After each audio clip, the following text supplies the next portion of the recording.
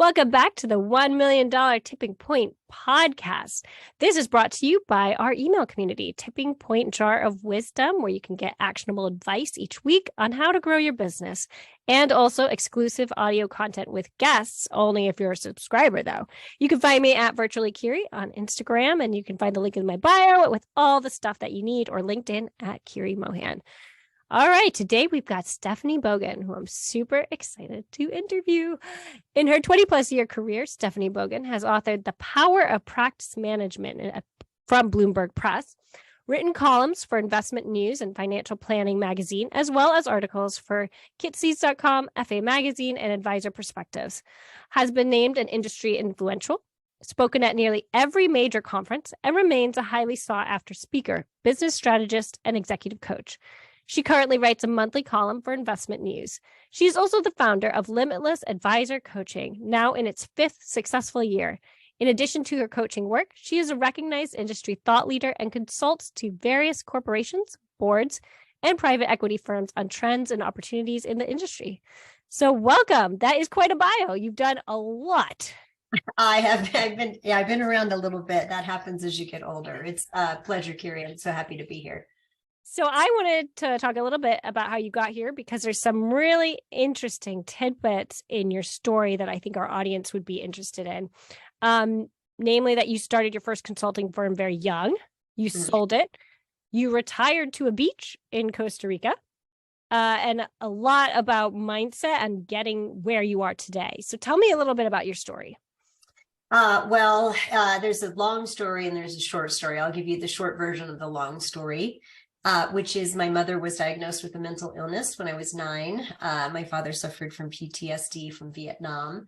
And so really, once my mom was diagnosed, let's just say that the next 9 years before I moved out at 17 were a series of panic attacks, psychiatric hospitals, and prescription bottles. And most of it wasn't that pleasant.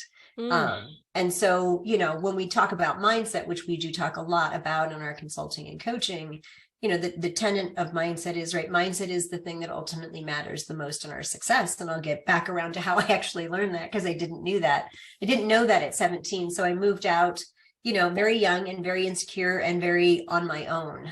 So I got a job as a receptionist in an insurance office, started working part-time, did a number of things over the next few years, just really kind of, figuring out how to take care of myself. And then I, at one point, decided I had always wanted to be a lawyer, and I was going to JC, to get my poli-sci major so I could ultimately go to, 4-year university and then to law school. And then at 20, I got married. And then at 24, I was going to school part-time, and my husband was also going to school part-time, and he was going to be a chemical engineer. So we decided that, and he was much closer to finishing than I was. So we made the decision that, he would go to school full time and I would work full time. And then ultimately we would switch. So I got a job I decided I was going to become a paralegal. Don't ask me. That was the next step. And so I took a class on how to be a legal secretary at the local community college. And somehow, charmed my way into a job in downtown LA. Spent the next few years working in firms there, went to paralegal, started working under some of the senior lawyers, and then very interestingly hit a glass ceiling where I was doing basically associate level work, and the office manager came in and said I couldn't do it anymore because I wasn't a licensed paralegal, even though one of the senior partners in the firm was the one giving me the work to do, because he thought that I was capable and really wanted to give me that experience. And he was, of course, reviewing everything. So it was interesting because she was a woman. So it was like I hit this ceiling, and I don't know why, but I was like, well, then I'm out of here. And so I just went and I ultimately got another job in a very big, prominent international law firm where I had the opportunity to work under one of the senior partners who was a rainmaker. And he taught me something really interesting. Is the one thing I remember, aside from just the general mojo that was him. He said, Stephanie, there are 2 sides to every business, the money going inside and the money going outside. If you want to make real money, you need to be on the money going inside. And that kind of stuck with me. I never forgot it. I remember it to this day. And then I was working in this huge international law firm downtown. It was very prestigious and prominent. And I ultimately found myself hitting another glass ceiling, and I was commuting an hour, which I hated with every fiber of my being. Literally. So I literally switched gears and I took a job as a director of marketing and operations in a law firm in Pasadena that happened to work in the high net worth arena, estate planning, wealth management space. And that was really that was sort of the launching pad to what has become, my career since then. So I started there when I was about 21 or 20. I think it was about 20, maybe 21. And then I've been there for a couple of years. My husband and I had purchased our first home. He was going to school, we were paying cash, and I decided that I no longer wanted to commute to the law firm in Pasadena. So I was going to start a consulting firm because I'd spoken at a couple of events on behalf of our firm about marketing small firms, which at that time was like really unheard of. And the national director of that organization saw me and kept inviting me back. So people kept approaching me and I was like, no, I love my job. Like I didn't think of myself as an entrepreneur. It wasn't like I woke up and said, I'm going to go start businesses. It's just kind of like, obviously I had that kind of driven leadership quality, or you wouldn't do the crazy things that I did. But we had literally, my husband was going to school. We were paying for it cash. We had just bought our first home, and I thought that'd be a really good time to quit my job and open my first consulting firm, which at the time made perfect sense. And now I think, oh my God, it was such a risk taker. Like, but it didn't. I mean, I literally we had $5,000 saved up. I tell everyone I went and bought, I call it the paper mache desk. Those desks from Office Depot that you buy that are basically wallpaper wood. And if you leave the water on them too long, it bunges up. Yes. And that's how I started, literally at the age of 24. Have a pretty good mind for business and marketing, it turns out. And quite honestly, at that time, knew just a little bit more than my clients, because most people go get a lot of expertise and then consult. I decided to get a little expertise and do a lot of consulting. I didn't go to Bain. I didn't go to McKinsey. I didn't ultimately end up finishing school. I got divorced at 25. And at that point, I basically said, I feel bad, take everything, and which wasn't a lot, by the way. It was like $3,000 in an IRA or something, and literally started all over with an empty apartment and a couch and a bed. That was literally it. And I quite honestly was super depressed at that point. I really wanted anything more than this, loving, happy family. It turns out he didn't want kids, and we were married young, other issues. And I found myself in this super funk. I was coming to work, but I wasn't really doing anything. And then at one point, which I think for me is a really defining moment in my life, I was running out of money. Mm-hmm. And I looked at my checking account and I realized that I had just enough money to pay my next month's rent and basic expenses. And outside of that, and the $3,000 I had left in my half of the IRA, that was it. And just my relationship with my parents was not one. And I literally grew up in a trailer park. I say I'm classy with a K because my trailer didn't have wheels. It was actually on the ground. So my parents were not going to be a resource, and our relationship was obviously, strained to begin with. And so at this point, I remember plain as day, sitting at my desk, staring at I had requested a check from the IRA. I had requested to cash it out. I had $3,000. And I thought to myself, okay, I'm going to take this $3,000 and I'm going to get my ass in gear. And I'm going to do what I know I can do. And I'm just going to put all this behind me. Or I'm going to cash this check and I'm going to pay my rent for the next 2 months. And I'm going to start looking for a job. And it's funny because I haven't told this story in a really long time. It's so inspiring. But that was the moment I had to really decide that I was going to be bigger than my circumstances. And I felt, you have to, I was young, I was insecure. I didn't grow up in a loving, healthy family, right? And I felt so utterly alone in that moment. And I just had to decide, are you going to step up or are you going to step out? So I chose to step up. Thankfully, it worked out really, really great. But for me, I think that was the moment that my empowerment began, the moment where I started. Because when you grow up in the kind of environment that I grew up in, and I think we all can relate to it, especially as women in business and in this world, to the feeling of powerlessness. Mm-hmm. Many men can too, by the way, just given their own childhoods and circumstances. And for women in particular, that doesn't serve us. It doesn't serve us. It doesn't serve our family. It doesn't serve our businesses. And it sure doesn't serve our impact on the planet. And we are often, by the way, the change makers on the planet. And so I just didn't know it at the time, but that was the moment where I decided that I was going to happen to life. Life wasn't going to happen to me. And I'm so emotional. It's amazing. I haven't told that story in so long because It's up powerful. to that point, I had been utterly powerless about my circumstances. My mother would wake me up at 2 a.m. because she found a piece of lint on the floor and I have to clean the whole house. My mother's mother would have just horrific, really bad fights. Like, you know, it wasn't the worst stuff that could ever possibly happen. It was one rung, but it was just so consistent year after year after year. And all of, physical, emotional, like the kinds of abuses that come in those situations are all things that things that no kid should have to go through. But that was the first time that I felt like I was in charge of my life. And it came at my darkest moment, at least up to that point. And I remember feeling, there's a wonderful woman out there by the name of Lisa Nichols, who I've coached with, who does phenomenal work. And she has a saying that I just love so much. And she said, sometimes our biggest blessings come wrapped in sandpaper. As I look over the course of my life, I'm like, yes, that's really, really, utterly true, right? Because we tend to put ourselves in situations where when we're ready, we learn the lessons, but we're making our mistakes along the way. So that was really when I got my butt in gear and said, I didn't think I was going to build a multi-million-dollar business. I just said, I need to replace my income again and really get myself back on track. So I went to see a therapist for a bit. I ate a banana and ran every day. And I put myself on a schedule and I showed up at the office and I really got myself together. And the business just absolutely took off. It took off. So 12 years later, after, I'd been on the cover of a magazine, been named an industry influential, Bloomberg asked me to write a book. I'd done all the really cool stuff in my, kind of in my industry, if you will. And at that point, I was approached by a Fortune 200 company to acquire my business, which was not something I'd anticipated. But I was like, I'm a business owner. I'm at least going to entertain the offer.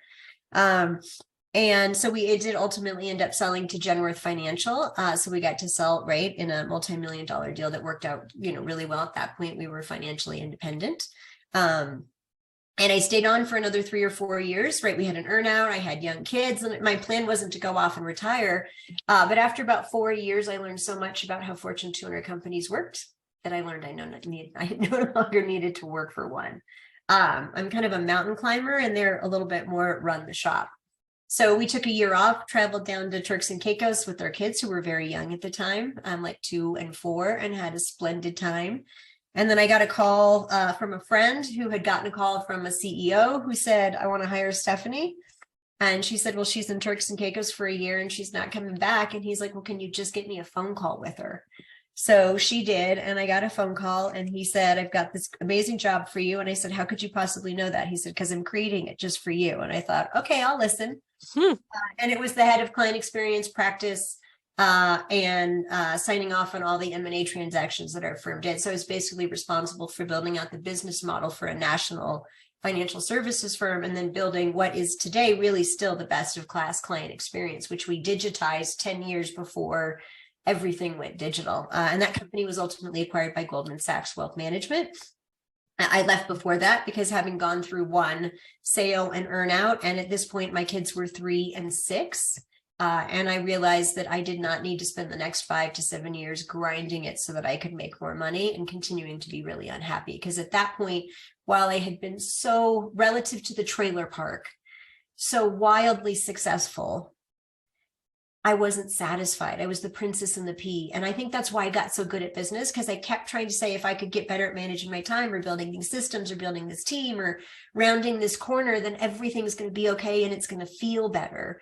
And I had a great life, but it didn't. And that was because just a lot of the stuff that I'd gone through as a child had created a lot of fear, uncertainty, doubt, anxiety, and stress in me that I'd never resolved. I didn't even know I had it. And then I needed to resolve it, to be quite honest with you. And that's the case for most people. So at the age of 34, at the apex of my career, in a way that everyone was like, you're at the apex of your career. If you stay and do this Goldman thing, you'll be able to write the golden ticket and do whatever you want for the rest of your career. And I said, I just don't care. I said, enough has to be enough. And this might be the worst thing for my career, but I'm quite certain it's going to be the best thing for my family. And, when you grow up, and I think a lot of women can relate to this, or really anyone who's been in tough circumstances, right? When you grow up poor, you want to be rich. When you grow up in a crazy house, right, you want to be in a loving, affirming, nurturing home. And I wasn't around. I mean, I was a good mom. I think I did a really good job, but I hadn't been around enough to create that. And then I was dealing with all this anxiety and all these things that were really compromising me. And I wasn't present with my family. And I just thought, enough is enough. I need to just take some time and go find my happy. That's what I need to do. And so at the apex of my career, I retired from the business and walked away from it all and moved to the beach in Costa Rica. And my kids were, Emma was 3 and Parker was 6 at that time. They're now 11 and 15. And I can unequivocally say I've walked now twice. When I left Genworth, I walked away from a few million more dollars. And when I left Genworth or United and didn't go to Goldman, I definitely walked away from millions more dollars. And of all the things that I regret in my life, I got to tell you, Carrie, I never sit around and go, wow, I wish I had those millions of dollars, because now I have these years of experience with my children. And I've been able to do so much personal growth and learning through that process that I never would have gotten to. I just would have ground it out and gotten worse and worse and gotten divorced. And, we all know what that looks like. And the cool thing about that was, by being able to give myself permission to step out in spite of what people would think, right? I finally just had to decide that I had to love myself in a way that no one else had. And I needed to give Stephanie what she needed. It was another moment of empowerment, because it so went against the grain of what I was supposed to be doing. I was doing everything right. Everything was working, and I was bowing out gracefully. And I'm not really a quitter. If you knew me, I never, ever, ever. So I used to always say, you never, ever, ever quit. You never, ever, ever quit. And when I shifted my mindset, what I learned is, it's actually a quote by Churchill, which is, you never, ever, ever quit. But there's a back into that quote that no one ever says, which is, except in the face of common sense or good judgment. Yeah, I knew the first part. I didn't know the second part. So I realized at that point that I need to stop telling my kids to never quit, because I don't want them to stay in a bad job or a bad marriage or a bad situation. I need to teach them discernment, so they know when they need to, dig in, get inspired and push themselves, and when they need to get clarity and check out of something, or at least take a left or a right turn, right? So I tell my quit kids, you never, ever, ever, I said, you generally never, ever quit unless you need to pivot. I want to give them the permission to make pivots in their life when they want to. So we retired to the beach in Costa Rica, where I got to literally wake up every day with my toes in the sand, facing the sun, spending ridiculous amounts of time with my children. I ran the PTO for 5 years, which was the most So were awesome. You in Costa Rica for 5 years then? Yeah, we were in Costa Rica full-time for 8. We still go, I say we're co-located now. There's just a long story there.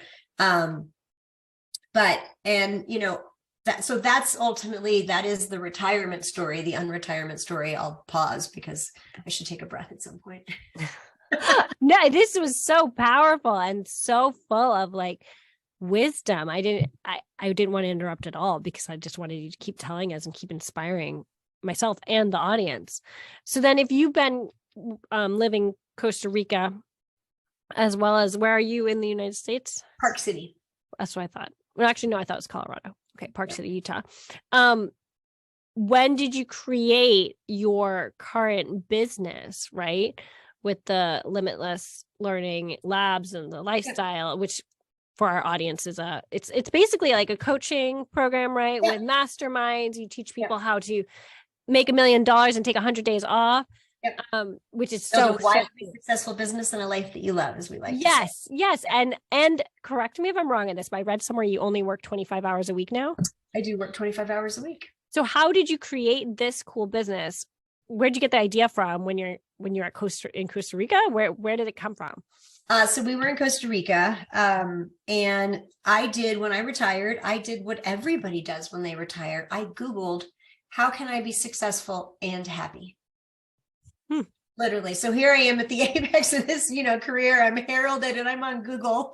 How do I be happy? True story. It is a radically true story. And I just happened on some, random mindset article. If you Google, you'll get affirmations and mindset and positive psychology. And I'm an avid learner. I didn't finish college, but I read voraciously, and I just love learning and applying and growing.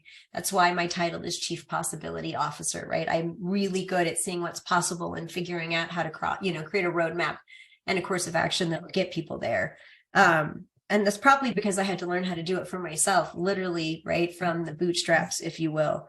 So at that point, I'm in Costa Rica, and I've, from article to article to research paper, now I'm into neuroscience, quantum physics, epigenetics, like for the next 4 or 5 years while running the PTO, which only takes so much time. I am literally taking like a crash master's course in, right, how to be successful and happy, covering, right, mindset, so much neuroscience, which was really, because I get all the, the woo-woo, airy-fairy stuff. Like I'm now a much bigger fan. But back then I was like, oh, no. I'm button up girl. Like I came from a trailer park, so I got to put the, the proving shield on all the time. Which is funny because you said Lisa Nichols, you really admire her, and she's all about manifestation and law of attraction, right? Absolutely. So I came upon her later, but I'm sitting on the beach Googling this. And, after a year or so, I happened upon this study from Carnegie Institute. It's a study done in 1910 called Education and Engineering. And they were actually studying education and how to create educational environments, in particular engineering college, founded by Carnegie, who was all about personal growth and all of that. How do we help them learn, grow, and change, right? Accomplish what they need to accomplish, goals and success. So it is a very deep study. And what they ultimately concluded that there were really 3 factors to success, right? Our environment knowledge, like what do we know? Our skills, we have them or we can acquire them. And third was psychology, mindset. And I was like, yeah, I've read the books, of course. And then I'm literally sitting on the beach in a lounge chair, watching the kids, no joke, will never forget it. And I read the next line, and the next line read, of these 3 factors, our ability to accomplish goals, achieve success is attributable 80% or more to mindset. And I thought, well, hot damn, I barely know what this is. And if this is the 80%, maybe this is what has been missing for me. And it turns out that is exactly what it was. So there's just a lot of neuroscience. I call it what I talk about now with our clients is there's a science to success, right? And we are, by the age of 35, we are 95% pre-programmed, hardwired habits, patterns, and conditions based on our belief sets, which we largely form in our childhood. I grew up in an environment where I was continuously, I didn't get the love, acceptance, and belonging that all children really need to fully and emotionally develop, right? It was a very critical, abusive, in different ways environment, and it was constant and persistent. Right. So literally at one point I had to go see a therapist, and she was like, I think you have PTSD. And I was like, what? I don't hear cars go off in the parking lot and freak out. She's like, no, not like that. She's like, but if you're exposed to these things really consistently over time, right, they build up this very reactive trigger in you because you don't process them in healthy ways. So my situation is, right, just different than a lot of people's, but a lot of people can also relate to those kinds of circumstances. Even if you grew up in a happy, healthy home, right? We develop belief systems because we need those shortcuts in our brain. Our brains take in 11 million bits of information a second. 11 million. Wow. Our prefrontal cortex, the conscious part of our brain, can only process 40 bits a second. That means that 10 plus million are being processed by a part of our brain called a reticular activating system. I like to call her RAS because it's much quicker. Where in a 1/5 of a second, she will literally take that bit of information, process it against every history, experience, belief set that you have, and serve up to you in 1/5 of a second what you think, feel, believe, and how you will act in that situation. Great example. Your largest client calls and leaves a message, and you have no idea why. What's the first thing that runs through your head? I've asked that question to literally probably 100,000 people, and it is so human that is the answer every single time. Oh shit, I'm going to get fired. What's wrong? Yep. Because where does our brain? Our brains are literally hardwired. We have one brain and 2 minds, right? We have our deep set, our unconscious, right? It helps, we breathe, our heart beats. We have our subconscious, which is, I like to call it our caveman brain. My husband really loves it when I do that, but it's our caveman brain, right? It's the back of our brain. It's where our amygdala and in our limbic system is. And this is the oldest part of our brain evolutionary. This is literally the caveman part of our brain. This is what we had back then. What's the number one job of the caveman brain, Carrie? Keep us alive. Do not die. Don't die. Which is great, but that's not really good for having a thriving life, right? Not dying is not the same as truly living. So we also have this wonderful part of our brain called the prefrontal cortex. I like to call this the Einstein or the Marie Curie of our brain, because it's the logical thinking, rational part of our brain. It focuses forward. It develops a plan. Hey, how am I going to double my business? It kicks into gear. The problem is that the back of our brains running the show about 90 to 95% of the time. We're in a conditioned habit response. We get up every day. We put our feet on the floor in the same way. We grab our phone. We do like our habits and routines. So we get into these conditioned patterns and habits. And so we tend to get what I call comfortably or uncomfortably comfortable. And we all have a more and a better that calls to us, right? I'd love to do this, or I'd love to have a 25-hour or 30-hour week like Stephanie, so I could have a, multi-million-dollar business and spend time with my kids. But my brain is going to jump in and say, you can't do that. It's not possible. It's not available to you. BS. Belief systems. When those thoughts and voices come into your head, those are those underlying patterns and belief systems that you developed based on your experiences, good, bad, and otherwise, that define the lens through which you view the world. Mine were I had to be pleasing, because when I grew up, if I wasn't pleasing, what happened? Bad things happened. I had to be perfect. Why? Because the only praise and recognition I ever got was when I did something with just absolute perfection. And so I never felt like I was good enough. I think my dad was in the military from when I was born until third grade. And then when we got out that year, my mother got sick. And so we were constantly being, when she was in and out of hospitals, shepherded to my aunts or my uncles or my other aunts or my grandparents. So literally, I don't think I ever went to school in one place for more than 2 years. It's really difficult to develop a sense of connection and belonging with people when you live in the house of crazy. And I don't say that with any disrespect to mental health. I've totally dealt with it. It's just my sarcastic way, right? It's my coping mechanism. When you live in the house of crazy, those are the belief systems that I dealt with. But the problem is, on my day-to-day life, I'm not dealing with the house of crazy. I'm dealing with the world. And so for me, when I read that study and it led me down that path, I realized that I had these stories in my head that I wasn't worthy. My mother used to constantly criticize me for being chubby. And I was not that chubby, but when she got sick, they shepherded me off, right, to my grandmother was from Oklahoma. And in Oklahoma, they have fried for breakfast, lunch, and dinner. So it was, fried eggs, fried bacon, and fried chicken and gravy for dinner. And so I gained a few pounds, of all the things that were going on in our life, was that the issue? I had an uncle who teased me incessantly because I was chubby. And then I developed a twitch, and literally with my nose. And then he constantly teased me about the twitch. And I used to be really mad at him. Now I just get, people just learn what they're taught. But my mother would constantly tell me how skinny she was when she was a girl, and that I needed to this or I needed. So I could never measure up. I was never going to be good enough or worthy.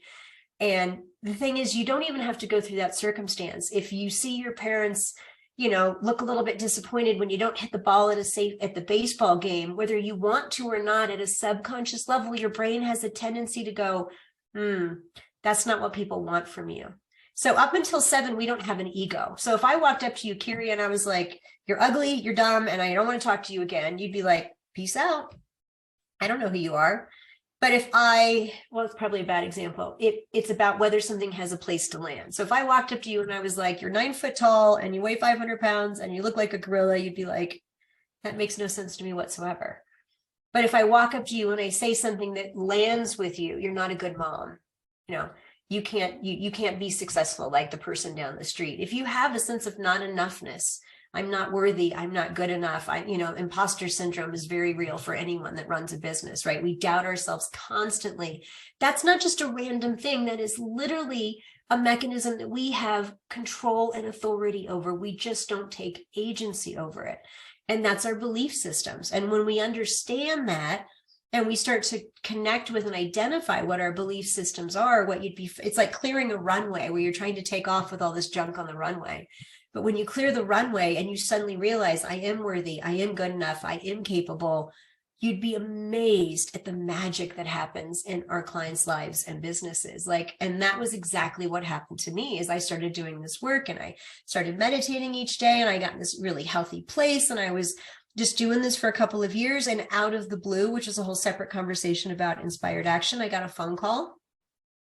One of the other women in my space was going through a partnership breakup, and this very influential person in our space had called and asked me if I would just, counsel her and give her some advice, because I'd gone through some big transitions in my career. And I said, sure. And then I had a great call with her, and I guess she told him fabulous things. And he reached back out to me and he's like, what are you up to? And I was like, oh, dude, I'm not consulting anymore. I'm not working anymore, but I'm all about coaching. I've integrated all these neuroscience and behavioral psychology and peak performance and executive coaching into my life. And it's been phenomenal. And he was like, oh, you've got to come back and bring that to our space and finance. And I was like, oh, no, I don't. Yeah. No, I'm over here happy and zen, and I don't need to come back and have everyone say, Stephanie's gone soft, right? She's gone woo-woo. I was like, nope, I am not that person. But it was funny because it planted a seed, and I had literally been meditating each morning and asking the universe, right, God, karma, whatever you believe in, where would you have me go? What would you have me do? What would you have me say? And to whom? I want to be. So I was reading this, kind of reading a lot of work around neuroscience and peak performance and when we do our best work. And I came up with this idea of kind of inspired action versus efforted action. And so in coaching, we have this exercise we do, I call it the line, where you draw a line across a piece of paper. And above that line, you draw a plus, and below that line, you draw a minus. Above that line is where all the good stuff lives. That good stuff is positivity, joy, confidence, that next big idea, taking the leap, right? Having an amazing run, all the empowering, I can, I will, everything is figure outable zone. You've been there, right? Many times in your life. The problem is we don't spend enough of our time there. So we call that being above the line. So if you think about that, going back to, right, what we were talking about, having kind of two different minds, right? The conscious and the subconscious, the caveman and Einstein. Above the line is that Einstein brain. You're clear, you're focused, and you know what to get to work on because everything is lined up. The tongue in your mouth and the tongue in your shoes are actually moving in the same direction, which for most of us business owners, if I'm really honest, we're not most of the time. At least half the time, unless you've done some very significant work in this, right? Really committed to doing work in this area. There's wasted time, there's wasted focus, there's wasted productivity, there's underpricing, there's not having enough efficiency in your systems, there's doing $50 an hour work, which is never the way to build $1 million practice. So you can't really get to the best business practices and implement them efficiently, effectively, and I like to say enjoyably when you're spinning in your head all the time. And so that's the other side of the equation. So above this line, this empowered success state is what we call it. You want to be operating from success state. When you do, you're going to find yourself in a place of what I call inspired action. I didn't force. And so often we try to force, what do I do next? I want to do this. What about this plan? I got to figure this out. That's how you know you're doing it, when you're I have to figure this out. When you hit that place of inspired action, there's a lot less figuring out and a lot more flowing. And it's amazing what surfaces, the right ideas, the strategies just flow in, they come to you, and you have the clarity and the confidence and the commitment and the consciousness to see them and to act on them. The opposite of that is below the line. That's when we hit our caveman state. Below the line are all those feelings that we feel too often and we're also familiar with: fear, uncertainty, doubt, anxiety, stress, overwhelm. Those are things that feel very common to anyone on this call that owns a business. They're still common to me, right? That's the work we're always doing, is managing our response to those external circumstances. If we spend too much time here, we run into a zone I call efforted action, and this is how this is how I built my first entire career, by the way. So you can be successful doing it. But the way I explain it is efforted action is where you're I got to figure this out. We need to hit our revenue goal, or else what about this? It's that place of not empowerment, right? Above the line, you were empowered. Below the line, you were disempowered. That's the fundamental success state versus survival state. Where do we do our best work, Carrie? Above the line or below the line? Above the line. That's right. The only problem is the science says that on the average day, we spend at least 70% of our time below the line in that survival stress state. I believe it. A moderate version of fight or flight. Why are we checking email 17 times a day? We're not checking email because we're like, oh, your brain's not like, oh my God, Carrie, you're going to have 5 of the best prospects that have ever lived on this planet. They're all in your inbox. Go check it right now, girl. Whoop, whoop, go us. That's not happening. You're like, oh my God, I got to see what's in there. Yes, right? yes. It's almost like an addiction. It's like, I just got to see because something could come up and then it could all go wrong. And like, I just got to, it's like, that's what I feel like is going on in the subconscious, even though you're just like, oh, I'll just go over here and check. Subconsciously, a couple of things are going on. One, if you don't know how to focus your brain, we are conditioned to be really distracted humans. It's just the nature of our society, our culture. And so you actually have to do good work to be focused. You have to put systems in place. And we like to say about systems, you have to create systems that are strong enough to exceed the resistance they're going to experience, right? And habit is a very powerful force, which is why you're like, I'm not going to do that. And 3 days later, you're doing it again. So with email, our rule is if you want to be hyper successful, if you want $1 million practice on 100 days off, and you want to keep at least half of that money, which our clients really tend to like, then you're only going to check, among other things, you're going to check your email twice a day, once in the morning, once in the afternoon. Ideally, you will have someone checking and filtering it for you. I have a today folder, and the only thing in the today folder are the things I need to see today, to be aware of or respond to quickly. Anything that actually requires dedicated focus time from me does not happen in email time, because email time is by definition not focused. If I'm going to work on something for you as a client, it's not happening in email time. It's going to go in my service time.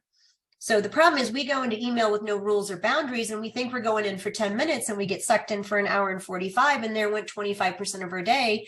And you just lost like that was 25% of your time. That's the time that you need to create the change, to create the impact that you want. And we get in that habit wheel. So we're all basically on autopilot, according to the science. 95% of the time, you will do today what you did yesterday. So that's in effort at action. You have to break. You're constantly pushing through that, trying to do amazing things from that place. You cannot get there from here. It's really difficult. So it's about how do we get ourselves above the line into that empowered success state more of the time, so that from that place, we can get clear about what we want in our business and our life, what we need to account for. Is it strategy? Is it planning? Is it operations? Is it marketing? Is it services? Is it staffing? Is it technology? Is it a pricing issue? Is it picking a target client? Is it some or all of those things?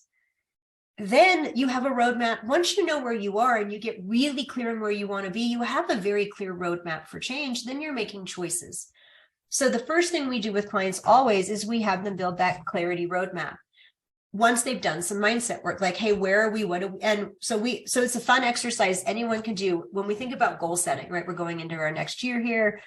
We tend to, when we set goals, like usually on average, we set a 10 or 20% growth rate, right? Pretty. Okay. Yep. Why? I've never thought about that, because you want to grow, right? And so that seems it's not too big. It's not too ambitious. It's a conditioned habit, right? But why not be too big or too ambitious? If I said, then you fall short, right? And the falling short then brings up all the emotions. So if I said to you, I'm going to take your current revenue goal and I want you to double it. I do this with clients all the time. I want you to double it. Now I want you to quadruple your time off. Let's do that. I don't know. How would you do that? Right. And your brain immediately goes below the line, because whether we like it or not, our caveman brain runs the show most of the time until we kick it out of the driver's seat and into the sidecar. We wake up 95% of the time with that caveman brain driving the car, and we're in the window watching things go by going, I wish I could take that left turn over there. But something, I call it the invisible forces. Like we try so hard and we're like, God, I'm a good person. I do good work. I just want good clients to find me. It's going to be awesome. Like, why is this success thing so freaking difficult? When we start out, we've got big ideas. We're going to have impact and great income and live an inspired life. And like 2 years in, we're like, oh my God, this is exhausting and overwhelming. Still awesome. And so what I really learned on the beach in Costa Rica is you can flip the switch on that. It is not required. Stop doing it. But what it requires is that we get really clear and conscious and committed to a vision of a better business and a life. Because when you get clear, conscious, and committed, you know what tends to happen? You do the work. You get clear, you get focused, and you get to work. But we've got so much of that BS, those belief systems sitting in our way. I can't do that. That's too hard. That's impossible. Oh, that's great for Stephanie, but... And so the difference is, you know, when I started my business the first time, I think it took me like 10 years to hit $1 million. When I started my business the second time, it took me 15 months. Oh, wow. And then we doubled again, and we've grown 50% a year ever since. And now we're sitting down on the 28th and 29th. I'm sitting down. We just hired 2 more incredible people on our team, and we're sitting down and we're going to look at our double or triplet. We call them, one of our clients came up with it. He called it a triple double. Right? We want to triple our size, we want to triple our impact, and we want to triple, right, our income or whatever it is. So we just set these really big goals, not because we have to. They're not efforted because we're fine. They're inspired. How many lives? So our goal is really like, we want to impact 1 million, right, business owners. Like, how are we going to do that? That's a big goal. So that's going to drive my plans. It's going to drive my client model. It's going to drive my budgeting and my staffing and my operations. And it's sure as heck going to drive my marketing and my growth strategy. But if I sit here and I say, well, I want to grow 10 or 20%, there's nothing wrong with that, by the way. Nothing. I just want everyone, my clients in particular, to make those choices from a clear, empowered, inspired mindset that is above the line about what is totally possible for them. Not from that below the line place, because our brains are hardwired to not die, to survive. It's just an ancient hardwired programming that's really tied into the survival of our species. So our brains are hardwired when those things come to us. If we're not above that line, especially, we're hardwired to focus on the problem, not the possibility. That's why when I said, hey, what happened with your largest client? You were like, oh, darn. If I said to you, oh, go double your fees tomorrow. Okay. Your brain's, oh my God, your brain immediately brings up the obstacles. I can't, I shouldn't, I don't know how. Clients are going to leave me. They're all going to dump me, and I'm going to have zero money. And then the question is that like it happened in a fifth of a second. How can it be based in conscious thought and like thoughtful thinking? It can't. That's your brain going, hey, look, we've got some berries. We're in this beautiful valley. It's not perfect, but the valley's pretty okay. We've got, consistent water. We've got berries when we need them. And I know that you see a path through the mountains with the shining sun on the other side of it, and you want to go find out what's there. Don't. We have berries in a pretty okay situation. Your brain is hardwired to focus on the obstacles, not the opportunities, on the problems, not the possibilities. And that's why I unretired to really go back to the business consulting work that we had done, but to really only do it through the lens of understanding that mindset is the biggest way we have to move the needle in our businesses and lives. So if someone is not willing to have those conversations, they're just not a client of ours. And I have to say my work is like 10x more fulfilling, 10x more impactful, and 10x more inspired in terms of where I get to spend that time. Do I still have hard days? Of course I do. I run a business. I have a family. I live in the world, right? I'm not on the beach, zenning every morning or up on a mountain. But I found out that you really can live a much more empowered, inspired life. And when you do that, you tend to be more successful, grow more revenue, create more income, and have more impact. So there's literally no downside to mastering your mindset and really understanding, like, am I clear? Am I conscious? Am I committed to something? And then you can do the work. When you are really, so we have this saying at Limitless, which is when the vision is clear, the decisions are easy. Not without effort or economics. But if I say to you, hey, you want to have a $2 million business and you want to take 100 days off, then we can run on the back of a napkin based on your business, right, inputs, right, how many clients, price per client or product or whatever it is, what we need to do. And if we can get over the hurdles that our brain puts in front of us, instead of saying exactly what you said, how am I going to do that? Is that an empowered or a disempowered feeling state when you say it? Disempowered. Disempowered. What if we shifted that to what will it take to? Oh, what will it take to is actually an empowered curiosity question. Your brain also, this is where we got to use our, right? I don't make all the brain rules. I just try to take advantage of them. Your brain is a curiosity problem solving machine. So if you go, how am I going to? It's like, we're not. The berries are here. Don't bother. If you say, what's it going to take to, your brain goes, I don't know, let me work on that. And literally while you're off doing whatever you're doing, your subconscious, that's why we get ideas in the shower and when we run, because we've given our brain a job and then we let it go. The problem is we usually give our brains bad jobs. How am I going to figure this out? Is very different than, hey, what's it going to take to get over this hump, get through this problem, right? Come out of this feeling great about myself, whatever the situation is. That what will it, so what we like to say around here is when you ask better questions, you get better answers.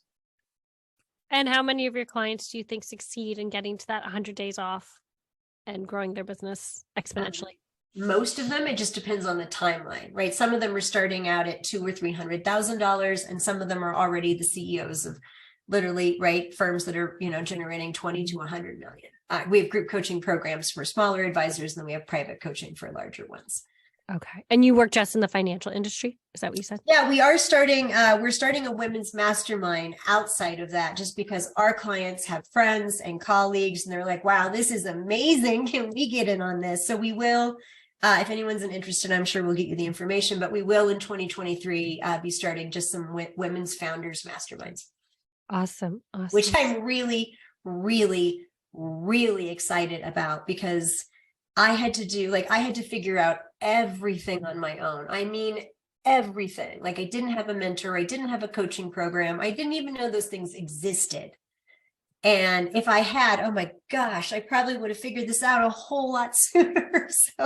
So that's one of the reasons that we're expanding it. What do you think your mindset was then? Because you still were highly successful and you said you were leaving at the apex of your career. Yep. So was it just that you didn't feel like worthy enough? You must have, in order to, or because you were able to leave. So your mindset must have been healthy enough, I feel like, or. I think I had to get over I think I had to get unhealthy enough about it to just decide it wasn't worth it. And the company was great, but we had gotten our third round of PE funding for $40 million. I mean, this was not we were not cruising. This was a all in, right? High stakes, high demand, high stress. And I was not spending as much time as I wanted with my kids, which one, I had, there were dynamics, right? I was a woman in a man's world. And I was, again, I had not done a lot of this work yet. So my ability to really sit in that leadership seat and deal with, different personalities and conflict, well, I handled it very well at a professional level. I had just never been in that situation because, right, it was just a different dynamic for me. And then I wasn't spending time with my family. And for me, I just never felt like I was good enough. I was intimidated by every other person on the executive team at the time, even though it made no sense whatsoever. So there was just always voices spinning in my head. And then there were actual dynamics and conflicts that you ultimately deal with. And it just was all compounding. I literally got to a point where I was breaking out in body rashes for no explainable reason. And my doctor literally said, the only thing I can figure out is you're allergic to work.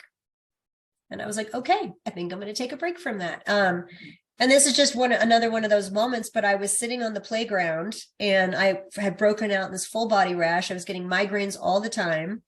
And I was Googling, because Google is always there for me, right? Yes. Dear Google, literally, I was like, no other symptoms, sudden onset, extreme body rash. And it was like, you've got lymphoma and you're going to die.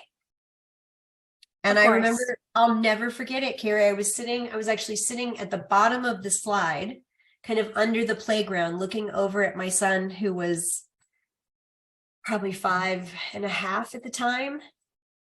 And I just had this moment where, in my head, I was like, statistically, it's so unlikely, right? I'm going to tell my husband and he's going to be like, oh my God, you're fine, But I just thought, what if?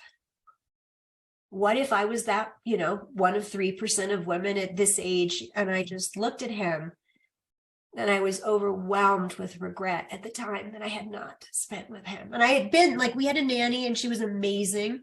And I was, home every day at 6:00, but the stress and the tension, I didn't feel present, right? I would tell this story about, I was sitting with my daughter at one point and I was in the room with her and she was playing and I was talking with her. And then, how when you drive home and then you're like, ooh, how did I get in the driveway? Yes. Because you're off in your head. I was so off in my head for so long that at some point she was like, Mom. And she's 2.5. She's tapping on me.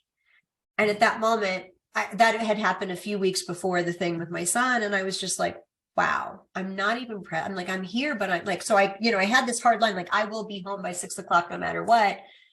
But I couldn't let go of what was happening at work to be present at home, which you might as well just not be there, quite honestly.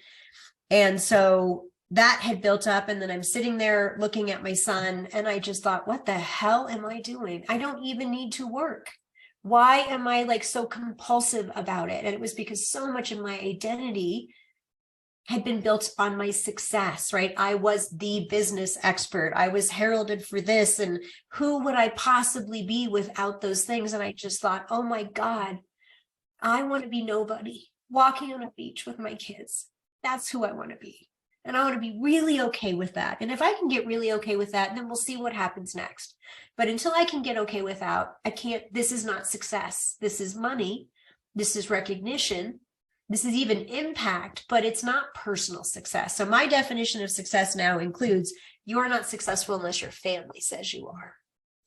I like that. Yeah, that hits a lot of my clients pretty hard at first. But it's my mother-in-law has this amazing saying, and it is, when she's had enough or he's had enough, she'll get up from the table. And I had just been, we have, so at that moment when I saw Parker, it was like, those like whoosh moments in the movies where it all becomes so suddenly clear to you. Yeah. I realized that something wasn't settled with me. I was like the princess and the pea, and I was just working over it all those years. If I could just, if only I'd get that corner, that next revenue, and it never satiated that need, that hole that I needed to fill, right? Which was just my own emotional well-being, learning to love myself in a way that the adults around me hadn't been able to do. And I've made peace with all of that. And it's made me the person I am. And that's totally like, that's the proposition that we have is, can we really, our greatest success doesn't lie out there. Our ability to create, achieve, have, be, and experience anything we want in life happens in here, right? It happens in the 6 inches in our ears, in our mindset, and it happens in here in our heart set. And they've actually done studies, our mindset, they do the MRIs, the magnetic imaging of our brains. They've actually can do that on hearts now. They can, the signal generated from our heart's about 100 times stronger than the signal generated by our brain. And they can pick it up 8 feet outside of the body. And when they asked the scientists about that, they said, oh, we don't think it's just 8 feet. That's just the sensitivity we have in our current technology. We think it extends for miles. Oh, wow. That's so interesting. So when you think about, affirmations, and like I was thinking about somebody and, the phone just rang. Or Yes. So it's just, that's a whole separate podcast, but there's just so much science around kind of how our brains and our bodies work. And so if we don't really understand that our success begins in here, we can strive, we can succeed, we can struggle, we can strive, but we ultimately end up working over our feelings. Everybody has them. Feelings are the most important things we have. If I put my finger on a hot stove, I have a physical feeling that says, this is uncomfortable, don't do it again, right? If I eat, I grew up in a trailer park, tater tots and pizza rolls, right? Love them, right? It's a physical feeling, but that's very different than like my emotional feeling, which is just energy moving through my body. And so we all operate from a feeling state first. Oh, yeah, I've heard that. The issue is that we're not tuned into it. Like our society and our culture has really told us, right, everything up here, right? The head is the smart part. Listen to the head. And the problem is we don't even sit in that space most of the time. We're sitting back in our survival brain. The issue is if you think about everything in your life right now that is above the line that you love, that's great.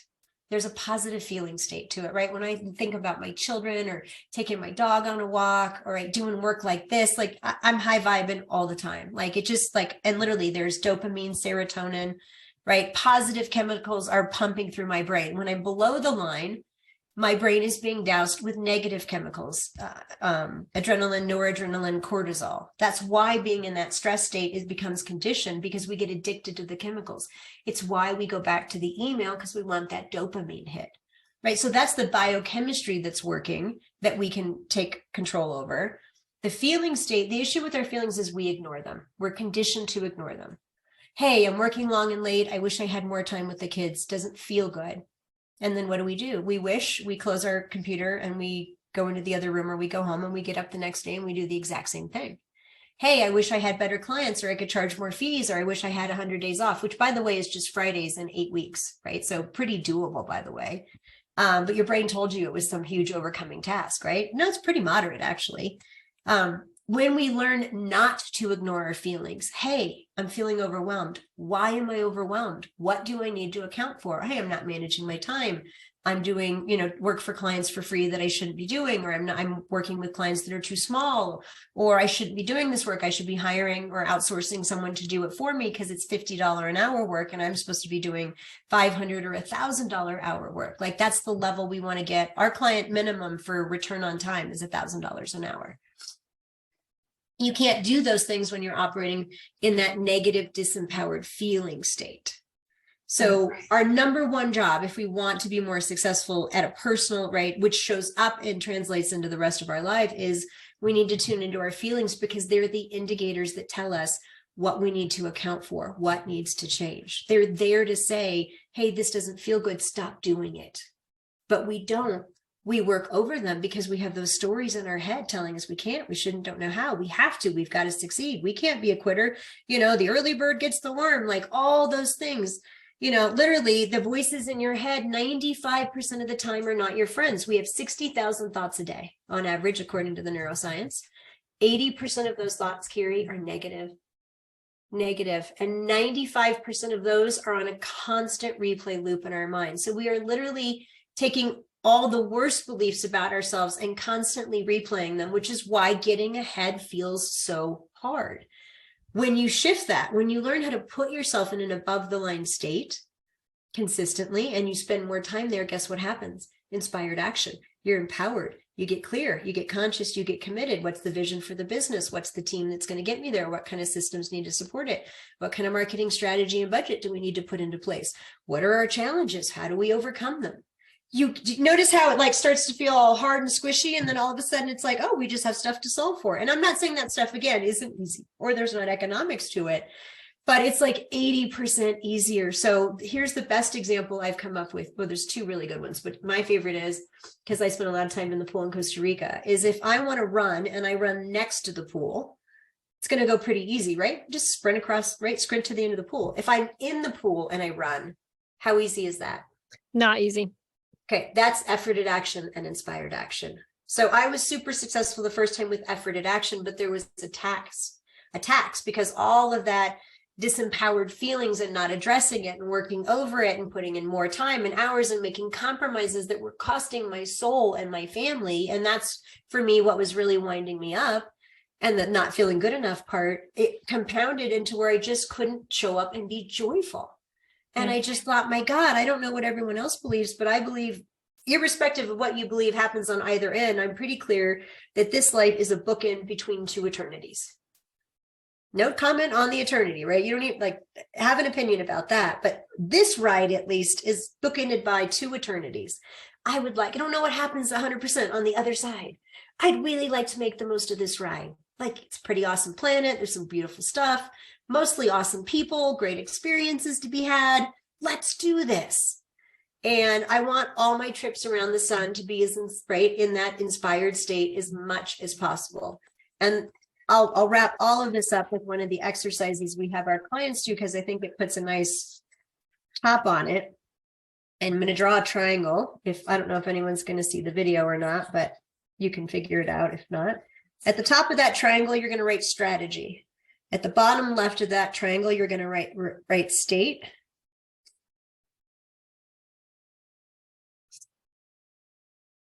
I'm having my mind blank for the third one right now. Okay.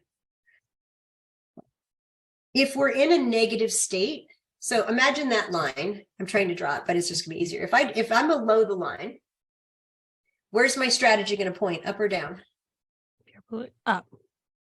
Right? Because if I'm below the line, right? If my state, imagine your state is the bottom line of the triangle. Oh, the bottom line. Okay. I'll draw it again. Sorry. Imagine that this is my line. Okay. Right. And if I'm in a disempowered state below this line, right, negative, and I'm focused down, where's my strategy going to go? Oh, yeah, I see. Going to go down. Go down. And if I'm up above the line and I'm inspired and I'm empowered and I'm focusing my strategy forward, where's my strategy going to go? Up. In the direction of what I want. It's going to go ultimately up, right, as we define it. That's why state is so important. And feelings are how we know what state we're in. So I tell my clients, here's how you know you need to do some work. You didn't have to go to Harvard or work for Bain or McKinsey to do this. I just had to do a lot of learning, and it's really simple. Does it feel good? If at any moment you are doing something and it doesn't feel good, stop, because that is the moment that you're supposed to say, I have something I need to account for here. It might not be in the middle of that moment. You're going to stop and be like, hey, I got to leave this interaction. But you want to check it like, wow, I left, the desk at the end of the day feeling stressed. So I the invitation is to ask clients, can you get curious about those feelings? Because again, your brain loves to be curious. What do I need to account for? What would it take to not feel overwhelmed at the end of the day? You know the answer to that question. If you sit down and I give you a 5-minute exercise, you're going to write out something that's going to be at least 80% in the ballpark, because here's what I know. Most of the answers that we need already exist in our head. We have the information, we have the data. We just aren't tapping into it because there's so much background noise between us and the clarity of what's possible because of the belief systems, because we're not using our time well, because we're distracted and unfocused, right? When we think about just our functional day. So we've got to kind of go back to that example. You've got those 3 layers that are always happening. You've got state, right? When you think about your line, which is also driven by your stories. If I have a story that I'm not good enough and I'm going into a business meeting to sell my company, am I going to be feeling secure and confident, or am I going to be like, oh God, I hope they give me the money? Yeah, you're not going to be confident. Right. So this is why state and story balance each other out. And then if your state and story are positive, again, your strategy is going to be focused forward in the direction of your dreams. If it's negative, it's going to be focused down. So your state can always be your first indicator. So when we ask clients what kind of changes they make, we go through the business and I ask 2 very simple questions across the board. Is it working? Does it feel good? One without the other is not really success in my book. That's, to me, the key differentiator. Lots of things worked for me in my first life. They didn't feel good. Now, a lot more things feel good, even when things aren't working. Wow, that is a powerful shift. Even when things aren't working, I can sit in a space and be like, well, that was not exactly the result that I wanted to achieve, or this isn't going the way I wanted with that staff person. What do I need to account for here? And the only times, right, the times I can look back and be like, oh, I could have handled that better. Guess where I was when I started? I was negative. I was operating from a place of reaction. I was upset with someone, or I was fearful about what if we don't hit that number? What's it going to mean? Which is entirely different than, hey, how can I show up in this interaction and tell this person what they need to hear in a way that lets them leave with their dignity intact? Hey, we've got all these great resources and capabilities. How are we going to marshal them to hit this goal? Hey, can we get really clear about that no one's going to actually die if we don't, so that we can still feel good when we go downstairs, kiss our babies, and be like, I am here and present with you. Yeah. And so I call it the success triangle, which is, if you want to be more successful, that is where I start with every single client. I start with the line. Where personally and professionally are we above the line and below the line? A very powerful time exercise when we try to pull the levers in the business, right? Because that's where the income is coming from. You use that same line exercise with time. So draw a line. Above the line is positive, below the line is negative. Kiri, what do you do that is energy creating and revenue producing? Those things go above the line. For me, it's speaking, strategy, and big solutions, right? I could do this all day long. You can tell, like, I don't have scripts. I just love sharing this message because I know how impactful it can be. I love doing strategy work. Oh, we want to double, we want to triple. It's just a chessboard to me. I know, we're just moving pieces on the chessboard. And eventually, if we're clear, conscious, committed, and consistent, it is inevitable that we will get there. But the less clear, conscious, committed, and consistent we are, those are the diluters. So you asked me, do all clients get there? Yeah, the faster they get there, the more clear, right? The more clear, the more conscious, the more committed and consistent they are, the faster that they will get there. But we've had client after client double in 2 years, triple in 3 years, quadruple in 4. One of my clients grew 10x in 3.5 years during COVID. Oh, wow. in the 2 years that followed. 10x. And he'll tell you all day long it was because of the mindset shifts. He was like, when you ask better questions, you really do get better answers. You're not joking about that. Pardon me, just getting over a cold. Well, thank you. I really appreciate this masterclass. It's been so insightful. And I think there was so much that like we came away from this, like just knowing how much mindset, like backed with science, has to do with like success and like how being happy and how you can get what you want to get. And I've written great notes. So I really, really appreciate it. Tell us where we can find you and your website and anything on social media. Yeah, you can find me on Twitter at Steph_Bogan, on LinkedIn, I think just under Stephanie Bogan. Limitless Advisor is on both of those. And if you want to reach out about the Women's Mastermind, you can reach out to us at our website, limitlessfa.life, or at connect@limitlessfa.life. Thank you. I'm going to wrap it up with, what is one philosophy, mantra, or quote that you try to run your business by?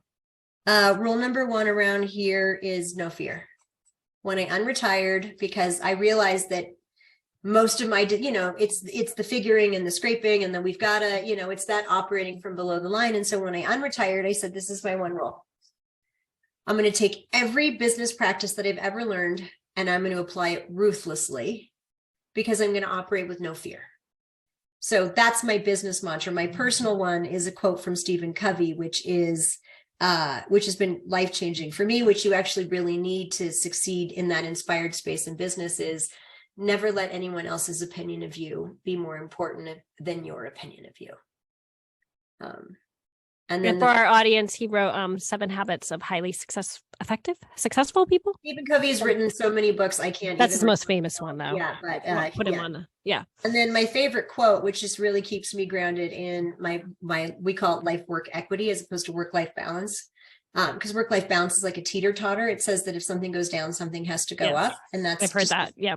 It's just not true at all. So we call it life work equity, and we put the life part first. Is a quote by Goethe, which is, never let that which matters most be at the mercy of that which matters least. So those are kind of the mantras that guide me. I love it. Well, thank you so much. And this has really been so inspiring. And I thank you for your time a lot. So thank you. Thank you. Thank you. Carrie, it's been my pleasure. Hopefully you guys got some great takeaways.